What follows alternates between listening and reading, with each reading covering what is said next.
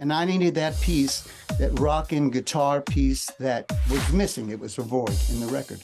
And so I finished writing it, and it's seen the light of day finally.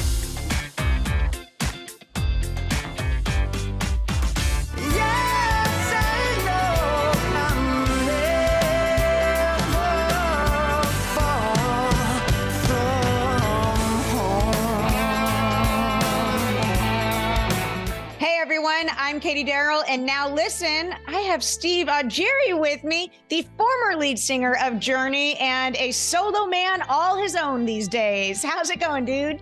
I'm doing well, Katie. So it's an honor. It's a great pleasure, and I'm excited to be here with you. You know, we've got a lot to talk about, and I really want to start with your new music because, thank you. Hot damn, this album rocks.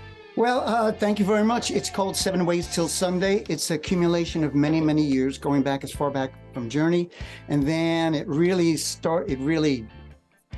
happened. It clicked when we got shut down and everybody had to quarantine and stay at home. Everybody had to stay off the stages and the auditoriums and theaters and the arenas, etc., and had to go into themselves and do their writing and do their recording. So that's exactly what happened. That's the album. There's a title track that goes along with it. And the latest single is Never Far From Home. Tell me about this one. Jonathan Cain, he bumped up the chorus from here to there. It went through the roof. And, it's a long story, but that's really the essence of it. And so the way I figure it, if you have at least 50% of Jonathan Cain on one song, the record can't be that bad. So that's the way I figure it. Well, listen, I mean, you did mention that these songs have been a collection that you've been working on for a very long time, even going back to your days with Journey. Was there a point where you thought about handing these songs over to the Journey team and making these Journey songs, or did you always know that they were just yours? Well, yeah. So let's put it this way. Never Far From Home was more of a personal creation. Mm-hmm. Jonathan's, again, like I said, he put equally amount into it. However, it had more of my personality. The second song was written with a song called Desert Moon with Neal Schon and myself, Journey's legendary guitarist. Wait, don't say a name like Neal Schon and not say the legendary Neal Schon of Journey. Plug in, man, So I got on the drums and sang, and Neal played his magical guitar, and we created this song. We played it for the guys, and we even jammed with the guys. At that particular time, it didn't make the muster. It didn't make the cut.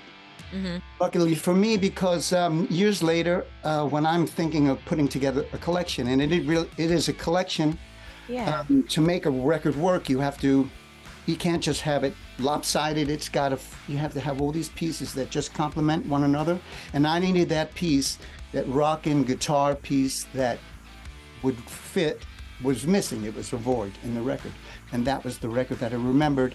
And so I finished writing it and recorded it. And thanks to Neal, of course, we did it together. And it's seen the light of day finally. And I thought it was worthy of it. Well, it's seeing the light of day, and people are going to get to come and experience live and in person because, dude, you are booked on an epic tour. It is a party, and the word party is literally in it. It's Parti-Gras. This is Bret Michaels' Parti-Gras. There's a lot of people on the bill. Tell me about this. When you got the call and said you're going on a tour and it has the word party in it, were you like, whew, man, got to stretch out? Well, first of all, you have to know Bret, he's got this thing. He's got a Parti-Gras on the mind. Somewhere along the line, he went through Louisiana, through New Orleans, and it must have bit him. He must have got the bite and the bug. So he's got this Parti-Gras attitude and theme for this tour, Parti-Gras 2023. And he's invited us, and we're charged, and we're excited because it's going to be a hell of a tour. It's going to last about 4 weekends for a month. And I'm super excited about it, and I couldn't be happier to join these guys because they're a great bunch. When we talk about the big Journey hits, I mean, there are so many. And obviously each person is drawn to their own favorite tune.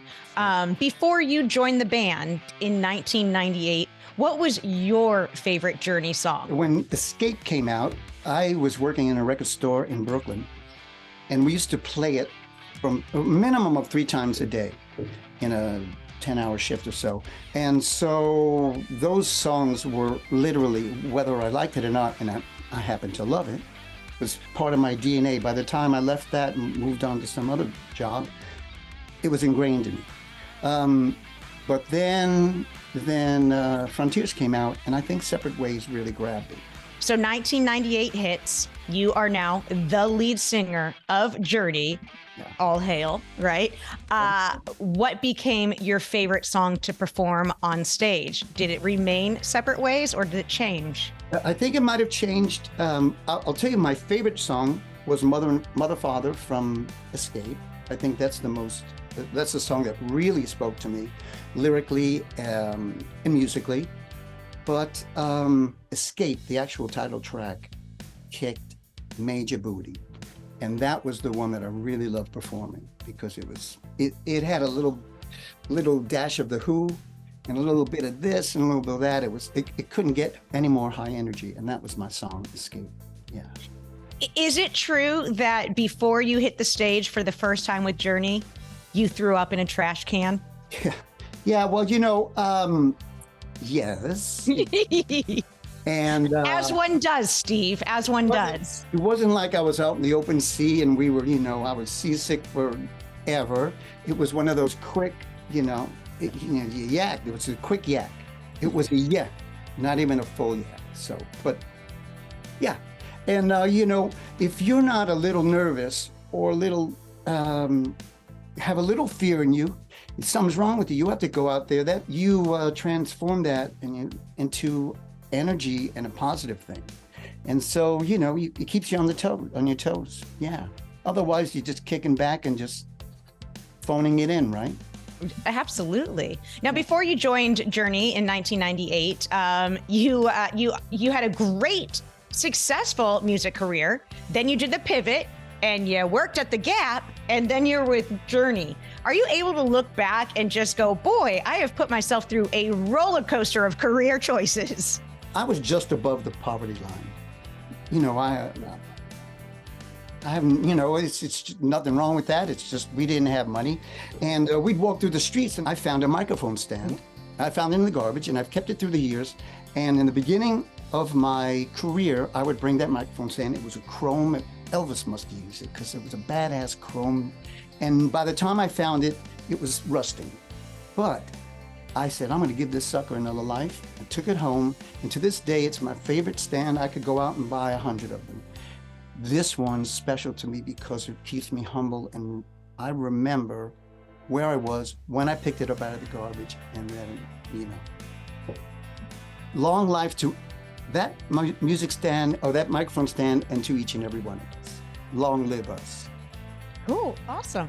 Yeah. Well, Steve, everyone's going to have a chance to catch you out on the road for Parti-Gras. You're going to play the hits. It's going to be a ton of Journey hits, but you're going to sprinkle in a little bit of the new stuff, maybe one or two towards the end. If all goes well, like I said, I'll keep my fingers crossed. We're hoping you guys get a listen to 7 Ways Till Sunday. Go find it on your, Google it, YouTube it, whatever you got to do. Do it, and let's make that happen. All right. See you at Parti-Gras, dude. You bet. Hey there. Thanks for watching AXS TV. Subscribe, follow, like, and do all the good stuff. And make sure you leave a comment below. I don't know. Just let us know what your favorite AXS TV show is, or who your favorite bands are, and what artists you're into, or just say hi, man. I'd like to be told hi. We love hearing from you. That's the point, all right? Keep it coming.